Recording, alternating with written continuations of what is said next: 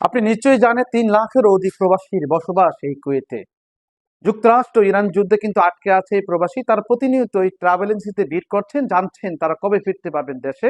তো সম্প্রতি সময়ে কুয়েত সরকার একটি ঘোষণা দিয়েছে, যারা কুয়েতে আটকে আছেন, যারা ট্যুরিস্ট ভিসায় বাংলাদেশ থেকে কুয়েতে প্রবেশ করেছেন, তাদের জন্য ১ মাসের ভিসা স্বয়ংক্রিয়ভাবে চালু করে দিয়েছে কুয়েত সরকার। তার মানে এই স্বয়ংক্রিয় ভিসা চালু করতে হলে আপনাকে কোথাও যেতে হবে না, আপনাকে কোনো অফিসেও যেতে হবে না, আপনার কোনো ফিও লাগবে না। আবার যারা বাংলাদেশেও আটকে আছেন, বাংলাদেশে ফিরতে পারছে না, যাদের আকামার মেয়াদ একেবারেই শেষ, এবং তারাও কিন্তু অটোমেটিকলি ভাবে কুয়েত সরকার তাদের জন্য ৩ মাসের ভিসা কিন্তু স্বয়ংক্রিয়ভাবে চালু করে দিয়েছে। সেক্ষেত্রেও তাদের কোনো অতিরিক্ত অর্থ বা জরিমানা গুনতে হবে না। এই সিস্টেমটি অটোমেটিক ভাবে চলবে যতদিন পর্যন্ত যুদ্ধ চলছে বা ইরান বা আমেরিকার যুদ্ধের পরিস্থিতি স্বাভাবিক না হচ্ছে, ততদিনই পর্যন্ত স্বয়ংক্রিয়ভাবে কুয়েত সরকার কিন্তু এটি চালু রাখবেন।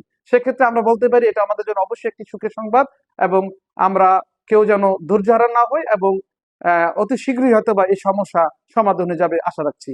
এমনটি প্রত্যাশা করছেন কুয়েত প্রবাসী বাংলাদেশ সহ বসবাসরত অনেকেই। মোহাম্মদ সেলিম হাওলাদার, দেশ টিভি, কুয়েত।